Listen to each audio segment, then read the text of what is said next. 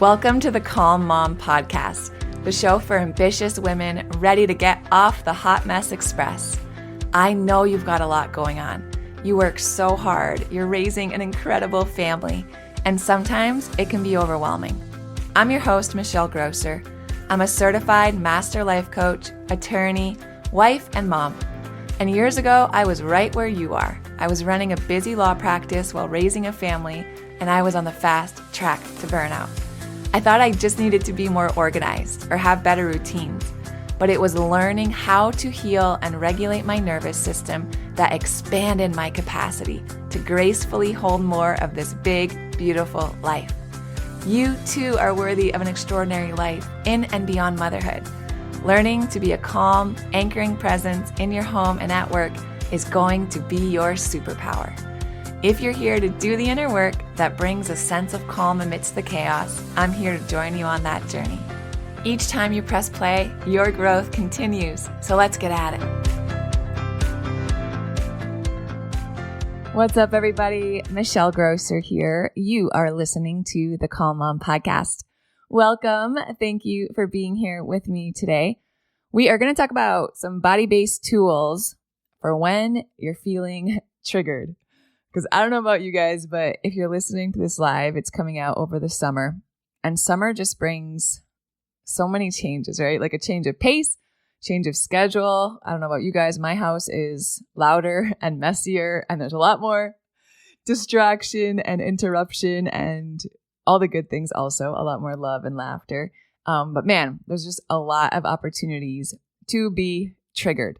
So I thought it'd be good and helpful if we talked about some body-based tools for when we are triggered. So we're going to jump into that into just a second. But before we do, I want to ask you, have you left the Calm Mom Podcast a 5-star rating or a short review yet? If you have, thank you so much. I read everyone. They truly mean the world to me. I read them to my kids. I read them to my husband. They just light me up and they really encourage me when I'm preparing all this content for you guys. And if you have not yet left the show a 5-star rating or a short review, if you've enjoyed the show, if you've learned anything, if you've put it into practice, if it's made any difference for you, if it's encouraged you, can today be the day that you leave the show a 5-star rating and a short review? It literally takes like 10 seconds. And it's just the best way that we can get this show out in front of other women who could use this information. So I'm so grateful for all of you. Thank you, thank you, thank you. Okay, so let's talk a little bit about why body-based tools and what's going on in our nervous system when we're triggered. So we become triggered when our nervous system senses some sort of threat in our environment, right? And what happens is that we sense a threat, a real threat, or more likely a perceived threat. And it shifts our body into this kind of like survival mode, right? Our sympathetic nervous system is activated. We're sent into fight or flight or freeze response in order for us to respond to that threat, right? Or survive that threat that our body is perceiving.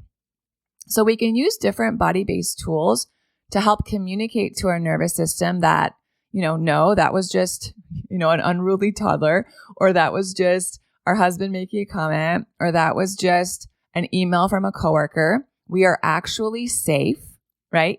And then stimulate the recovery branch of our nervous system, our parasympathetic nervous system, to help bring us back into balance. So let's talk about why we should focus on the body when we are feeling triggered. A couple reasons. The first is that we know through the study of our nervous system that 80% of the nerves in our body, 80%, you guys, 80% of the nerves in our body are what we call afferent nerves. That refers to the direction within which messaging is sent. So 80% of the nerves are afferent. That means 80% of the messaging going on in all our systems, right, in our body, are going from the bottom up. From our body, they're originating in our body and sending messages up to our brain. 80%. That means that the remainder, only 20%, are messaging being sent from our brain down to our body. So if we're being triggered and something's going on and something feels unsafe and we're just trying to talk our way out of it or think our way into feeling more calm or think our way into feeling regulated or just starting to like say all these affirmations or repeating mantras or, just focusing on our mindset. I mean, it's all helpful, but at the end of the day, it's only 20% of the messaging going on in your body. If your body feels unsafe, if your body's freaking out, right? If your breathing changes, if your heart rate is accelerating, if you're like noticing a tension in your muscles or whatever it is, right? All of that messaging being sent up to your brain is like overriding the mindset work that you're trying to do. 80% of the messaging is like, nope, not safe, not happening. So what we want to do is we want to bring safety to the body. When we can use body-based tools and communicate safety to our body, when our body feels safe, our body, 80% of the nerves will send messages up to the brain. Okay, we're safe, right? We can come out of this stress response. We can shift out of fight or flight, right? We've survived the threat. It's safe. We can come back to feeling calm and present and connected and curious and creative and all the beautiful things that we have access to when we're regulated. So that's reason number one, afferent nerves. That's why we focus on the body. The second is that our body does not speak a verbal language. If you've listened to the podcast for any time, you've heard me say this, right? Our body doesn't speak a verbal language. That's why we can't just, I don't know if you've experienced anxiety, if you've experienced, maybe like say, for example, you had to give a presentation or you were called on to do some sort of public speaking and you know what happens in your body, right? We're activated and we feel really like nervous. We can't just talk ourselves out of that. Like when you're super upset and someone just tells you like, dude, just calm down. Like when in the history of humanity has that ever worked? Our body doesn't speak a verbal language. So we have to communicate safety to our body in a way that it understands. We can't just tell ourselves to chill out. We can't just tell ourselves to calm down. We can't just tell ourselves to get over it. We have to communicate safety. If we want to shift out of a fight or flight or freeze response back to regulation, back to that parasympathetic nervous system, we've got to show our body it's safe to do so in a way our body understands. Our body understands movement. Our body understands sound. Our body understands breath. Our body understands gentle and appropriate touch. All of these different things are the ways in which our body communicates. So we have to speak the language of our body if we're going to expect our body to feel safe. So our body can send the messages up to our brain. All right, there is no actual threat. We don't need to be in fight or flight. We don't need to be in freeze. Let's shift back to where most of us want to spend most of our time, right? Feeling calm and relaxed and present and focused and our best. So that's the why. Let's talk about the how. Let me give you 3 body-based tools for when you're triggered. Now, the key here is to use these tools before you are like red light, Hulk zone, losing it, right? You want to notice your somatic cues that you're starting to become activated, right? You're starting to become triggered. You're starting to become frustrated. You're starting to become angry. What are those cues in your body that are first signaling like, okay, we're starting to feel activated here, right? We're starting to feel unsafe.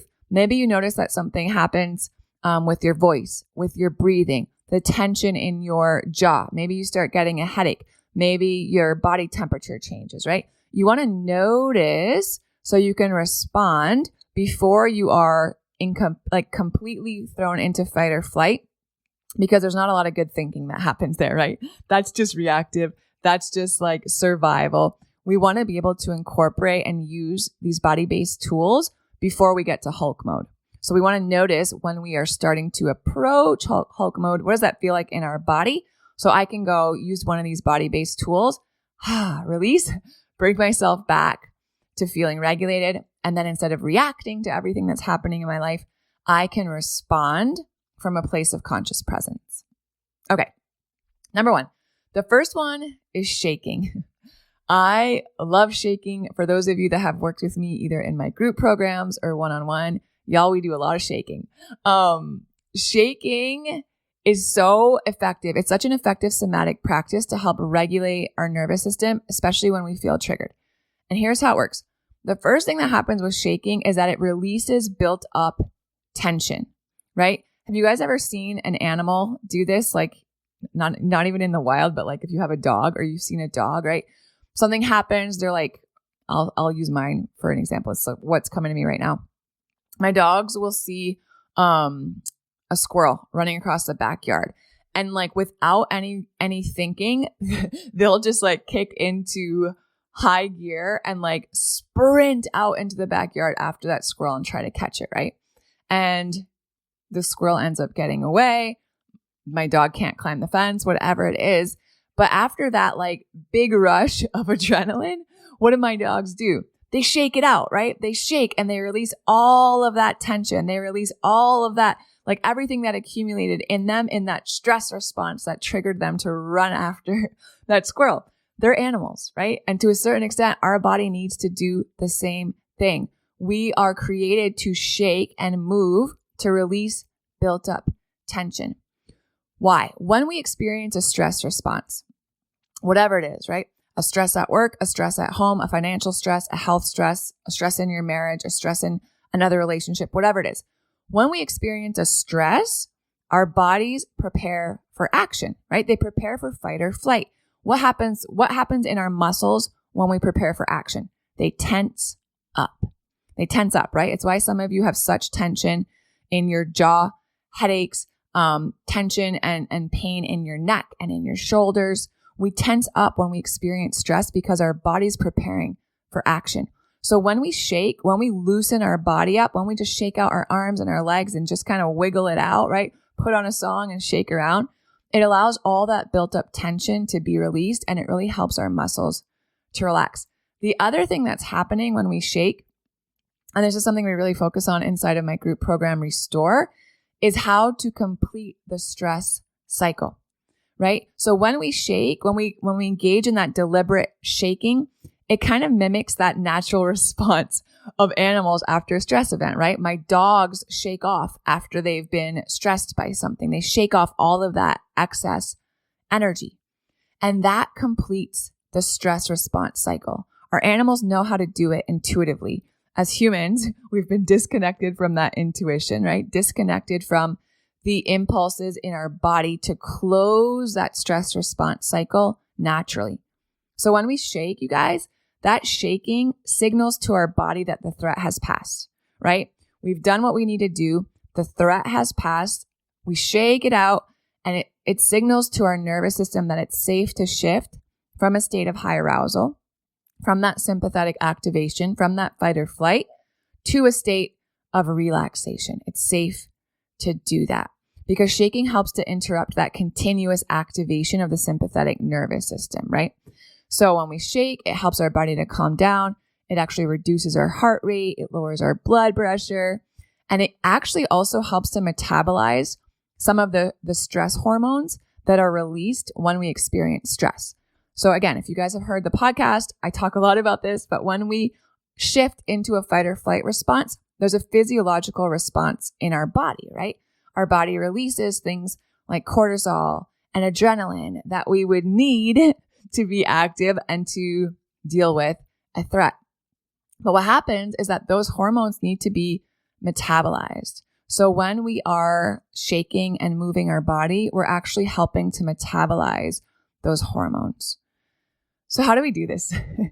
Guys, it's so simple. Like regulating our nervous system, it's an unlearning of so many of the things that we've been taught, but at its core, it's so intuitive and it's so simple. Guys, just find a place where you can stand comfortably and shake, right? Start with gentle shakes. Maybe you just start with shaking out your hands, shaking out your arms, shaking out your legs. You can gradually increase that intensity, allow it to kind of spread through your body. And you only need to do this, guys, for a minute, 90 seconds, maybe 2 minutes.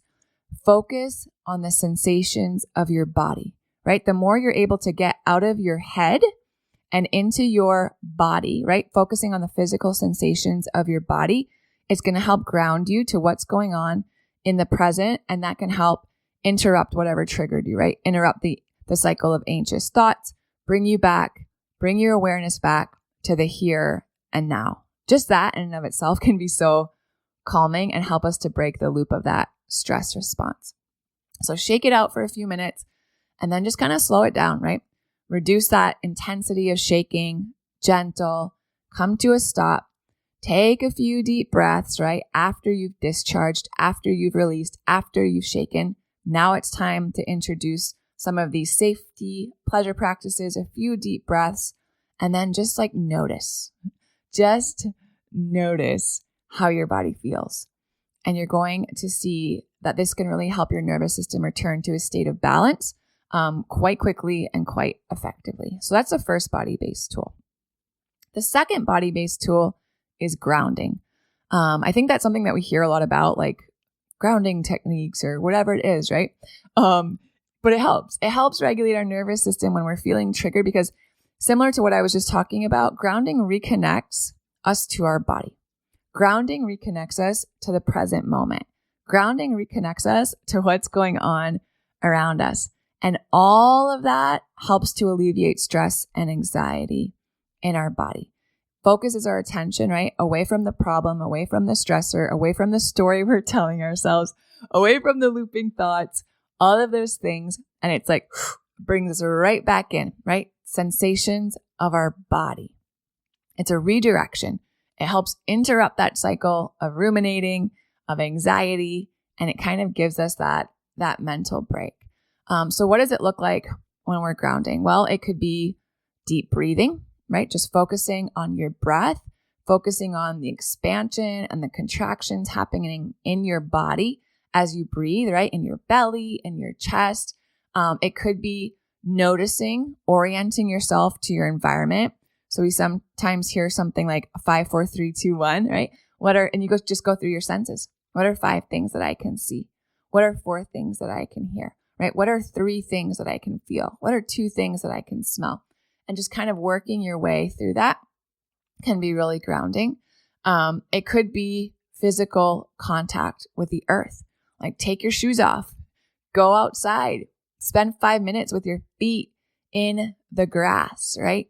That is really regulating to your nervous system. That promotes that parasympathetic activation that calms your body's fight or flight response. It'll slow your heart rate down. It'll reduce your blood pressure, and you're going to feel so much better. Grounding also helps to make us feel safe, right? Just pressing your feet like into the ground, pressing your feet into the floor.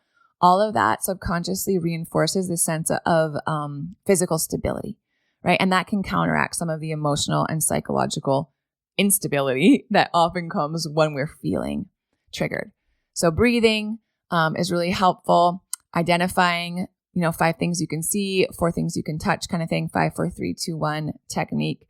Holding things and really focusing on that sensation can help us ground. Even holding things like an ice cube or eating something like really sour or really cold or really tart. All of those things are sensory input, right? That can help anchor us in the present. So you don't have to overthink this. This is something too that you can do anywhere, right? You can do these things like 5, 4, 3, 2, 1. You guys can do that when you're driving. You can do that, in the grocery store if your kids are throwing a temper tantrum, like wherever you are. These are tools that you can incorporate that will help you effectively calm your nervous system and thus reduce anxiety and help improve your emotional regulation. So that's the second one, is grounding. And then the third one I've got for you guys today is called containment. And containment is a body-based tool. It's a technique that helps regulate the nervous system by providing this structured way to manage an overwhelm to our body. So if we are feeling overwhelmed in our emotions, if we are feeling overwhelmed in our sensations, containment can be really helpful because it creates kind of this like physical boundary that helps us manage and control whatever emotions are kind of coming up that feel distressing to our system. Containment provides a sense of safety. Containment provides a sense of control. It reduces overwhelm, right? It helps us to kind of compartmentalize what's going on. And it also activates the parasympathetic nervous system. So this sense of control, this sense of safety that comes by containment techniques, and I'll talk to you guys about what those are in just a second, helps calm our body's fight or flight response. And that helps promote relaxation, and that helps reduce stress. So how do we do this? There's a couple different things that we can do. I think one of the best ways for me is that we can provide containment for ourselves. So you can give yourself like a bear hug, right? Cross your hands in front of you and just put your hands on your shoulders and just kind of squeeze like you were hugging yourself. And that pressure, that act of creating a container for yourself can be really soothing to your nervous system. It's also why weighted blankets are really helpful, right? Really soothing. That weight, that pressure on our body activates our parasympathetic nervous system. If you don't have a weighted blanket, you can even just like burrito wrap yourself into a regular blanket. And again, just that gentle pressure on your body activates your parasympathetic nervous system, which reduces your anxiety and helps promote stress reduction, right? And relaxation. Even a body scan, you guys. You can like body scan top to bottom, just focusing slowly as you run your awareness down your body and looking for areas of tension. And then imagine like taking that tension and just displacing it, right? Loosening it, releasing it. All of that provides a mental framework for helping to manage distress. So again, gentle pressure to any part of your body where you feel a lot of those sensations, right? That like kind of charge of energy, putting a hand on your heart, putting a hand on your belly, that pressure, that gentle pressure can be really soothing. The hug we talked about, and then weighted blanket or burrito wrapping yourself in a blanket can be really soothing to your nervous system, signaling safety when you're feeling triggered. All right, so those are the 3 body-based tools for today. The shaking, grounding techniques, and then some sort of containment, gentle pressure on your body, signaling safety. Now, here's what I recommend. I would choose off the bat, like the next time I'm starting to feel activated, the next time I'm starting to get like annoyed and frustrated, before I pop off, I'm going to try one of these. So choose right now what you think you might want to try next time. Do you want to try shaking next time? All right, I got to go to the bathroom. I'll be right back. Go to the bathroom and lock the door and be by yourself for 1 minute and just shake it out and then see what you notice, right? Are you going to try shaking? Are you going to try grounding? Or are you going to try kind of giving yourself a hug, a weighted blanket, some sort of containment technique? And then try it. The next time you notice you're starting to feel activated, try it and just notice what happens without any pressure on yourself, right? Just notice. And if your nervous system seems to respond and that technique seems to help you shift out of fight or flight and into a space of regulation, awesome. Awesome, right? Tuck that away. You can use that again anytime you're feeling triggered. Now, if you try one of these and you're like, yeah, that didn't work. I didn't notice any difference. In fact, maybe I even feel more aggravated because it didn't work and now I'm even more frustrated. Guys, it's okay. It's just information, right? To a certain extent, all of these techniques are bio-individual because our bodies are all different. Our nervous systems have experienced different things. They have different levels of sensitivity. They might respond differently to different techniques.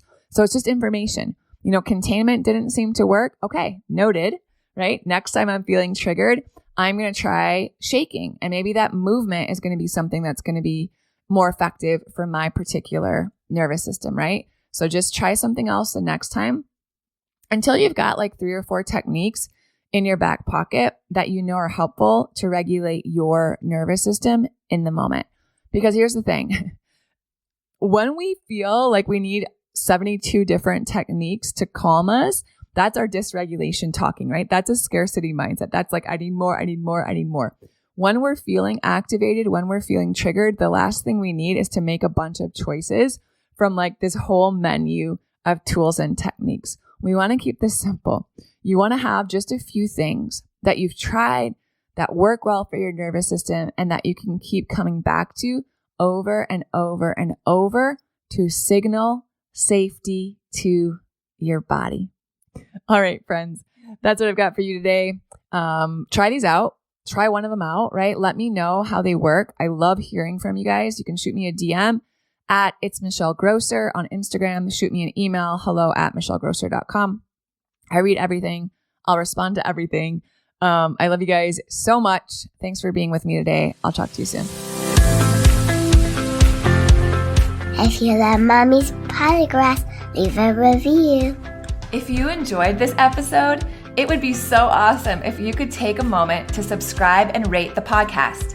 And if you have just a few more seconds to leave a quick review, they really help to get this podcast out to other moms like you.